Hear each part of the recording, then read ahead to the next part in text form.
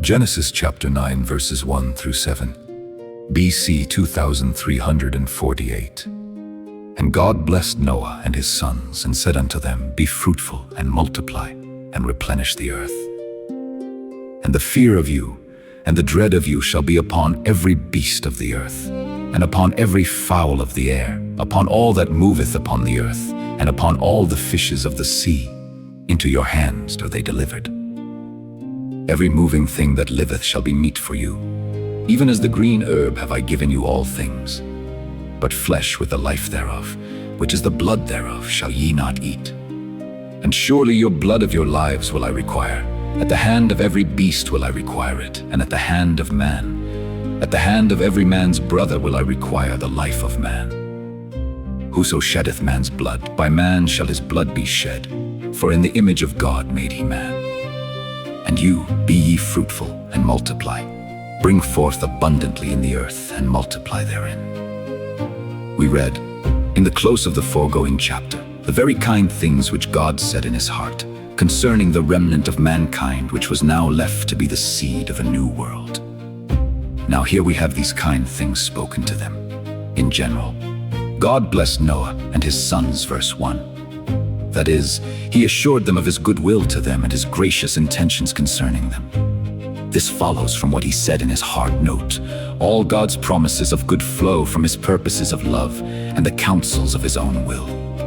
See Ephesians chapter 1 verse 11, Ephesians chapter 3 verse 11, and compare Jeremiah chapter 29 verse 11. I know the thoughts that I think towards you.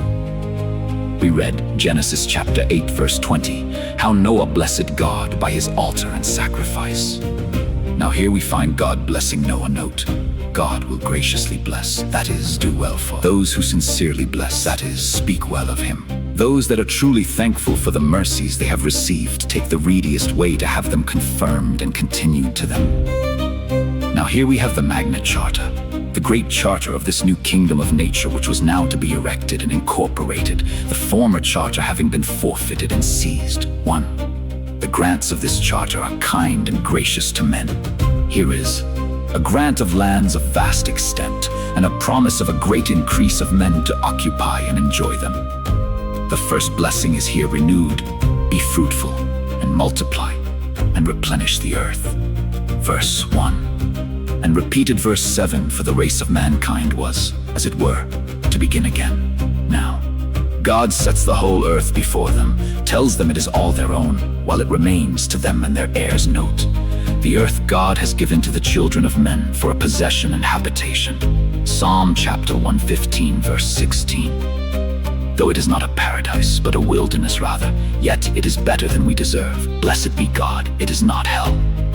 He gives them a blessing, by the force and virtue of which mankind should be both multiplied and perpetuated upon earth, so that in a little time all the habitable parts of the earth should be more or less inhabited.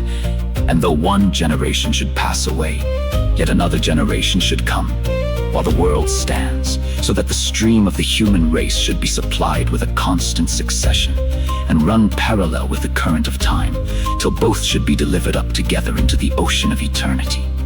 Though death should still reign, and the Lord would still be known by his judgments, yet the earth should never again be dispeopled as now it was, but still replenished. Acts chapter 17 verses 24 through 26. A grant of power over the inferior creatures. Verse 2. He grants a title to them.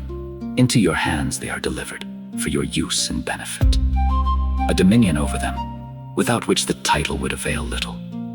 The fear of you and the dread of you shall be upon every beast. This revives a former grant, Genesis chapter 1 verse 28, only with this difference, that man in innocence ruled by love, fallen man rules by fear. Now this grant remains in force, and thus far we have still the benefit of it. That those creatures which are any way useful to us are reclaimed, and we use them either for service or food or both as they are capable. The horse and ox patiently submit to the bridle and yoke, and the sheep is dumb both before the shearer and before the butcher, for the fear and dread of man are upon them. Those creatures that are any way hurtful to us are restrained, so that, though now and then man may be hurt by some of them, They do not combine together to rise up in rebellion against man. Else God could, by these, destroy the world as effectually as he did by a deluge. It is one of God's sore judgments. Ezekiel chapter 14, verse 21. What is it that keeps wolves out of our towns, and lions out of our streets, and confines them to the wilderness? But this fear and dread. Nay, some have been tamed. James chapter 3, verse 7.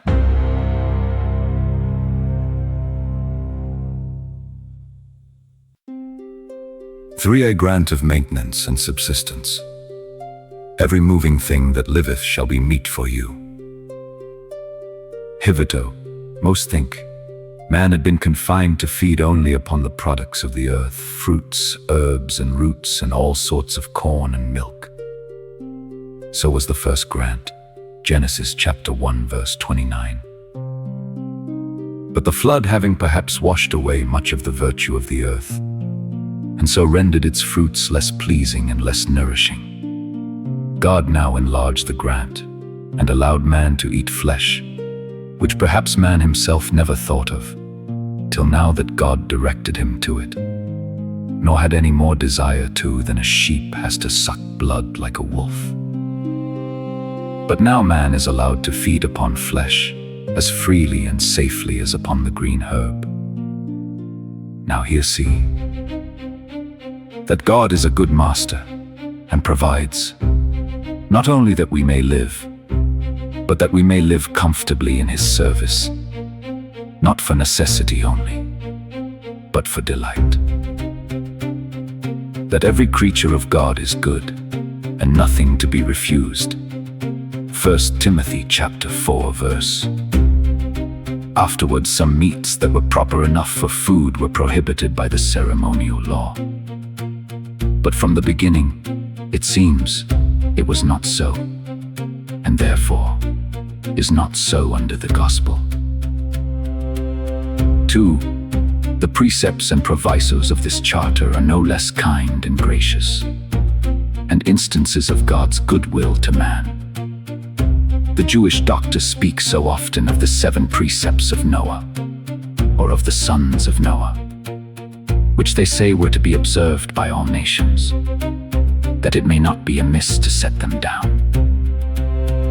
The first against the worship of idols, the second against blasphemy, and requiring to bless the name of God, the third against murder, the fourth against incest and all uncleanness, the fifth against theft and rapine, the sixth requiring the administration of justice, the seventh against eating of flesh with the life. These the Jews required the observance of from the proselytes of the gate. But the precepts here given all concern the life of man. Man must not prejudice his own life by eating that food which is unwholesome and prejudicial to his health. Flesh with the life thereof, which is the blood thereof, that is, raw flesh, shall you not eat, as the beasts of prey do. It was necessary to add this limitation to the grant of liberty to eat flesh, lest, instead of nourishing their bodies by it, they should destroy them. God would hereby show that though they were lords of the creatures, yet they were subjects to the Creator, and under the restraints of his law. That they must not be greedy and hasty in taking their food, but stay the preparing of it, not like Saul's soldiers, nor riotous eaters of flesh. Proverbs chapter 23, verse 20. That they must not be barbarous and cruel to the inferior creatures. They must be lords, but not tyrants. They might kill them for their profit, but not torment them for their pleasure, nor tear away the member of a creature while it was yet alive, and eat that. That during the continuance of the law of sacrifices, in which the blood made atonement for the soul, signifying that the life of the sacrifice was accepted for the life of the sinner. Blood must not be looked upon as a common thing, but must be poured out before the Lord, either upon his altar or upon his earth. But now that the great and true sacrifice has been offered, the obligation of the law ceases with the reason of it. Man must not take away his own life. Your blood of your lives will I require. Our lives are not so our own, as that we may quit them at our own pleasure. But they are God's, and we must resign them at his pleasure. If we in any way hasten our own deaths, we are accountable to God for it. The beasts must not be suffered to hurt the life of man. At the hand of every beast will I require it, to show how tender God was of the life of man.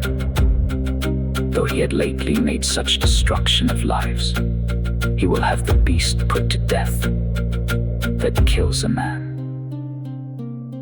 This was confirmed by the law of Moses, and I think it would not be unsafe to observe it.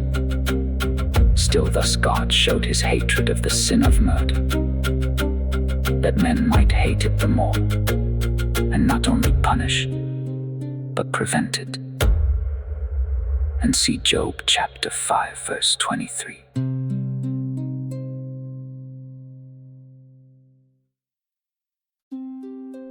Four willful murderers must be put to death. This is the sin which is here designed to be restrained by the terror of punishment. God will punish murderers.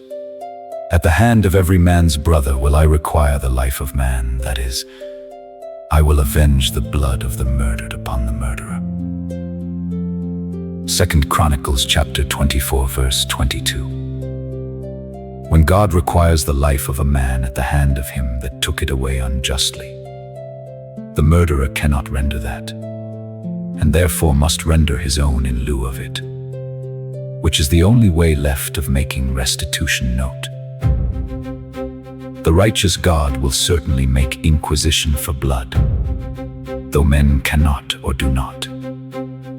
One time or other, in this world or in the next, he will both discover concealed murders, which are hidden from man's eye, and punish avowed and justified murders, which are too great for man's hand. The magistrate must punish murderers. Whoso sheddeth man's blood, by man shall his blood be shed, that is, by the magistrate, or whoever is appointed or allowed to be the avenger of blood. There are those who are ministers of God for this purpose, to be a protection to the innocent, by being a terror to the malicious and evildoers. And they must not bear the sword in vain. Romans chapter 13, verse 4. Before the flood, as it should seem by the story of Cain, God took the punishment of murder into his own hands. But now he committed this judgment to men, to masters of families at first, and afterwards to the heads of countries, who ought to be faithful to the trust reposed in them. Note, willful murder ought always to be punished with death. It is a sin which the Lord would not pardon in a prince, and which therefore a prince should not pardon in a subject. To this law there is a reason annexed. For in the image of God made he man at first. Man is a creature dear to his Creator, and therefore ought to be so to us. God put honor upon him. Let not us then put contempt upon him. Such remains of God's image are still even upon fallen man, as that he who unjustly kills a man defaces the image of God and does dishonor to him. When God allowed men to kill their beasts, yet he forbade them to kill their slaves. for these are of a much more noble and excellent nature, not only God's creatures, but his image. James chapter 3, verse 9. All men have something of the image of God upon them, but magistrates have, besides, the image of his power, and the saints the image of his holiness. And therefore, those who shed the blood of princes or saints incur a double guilt.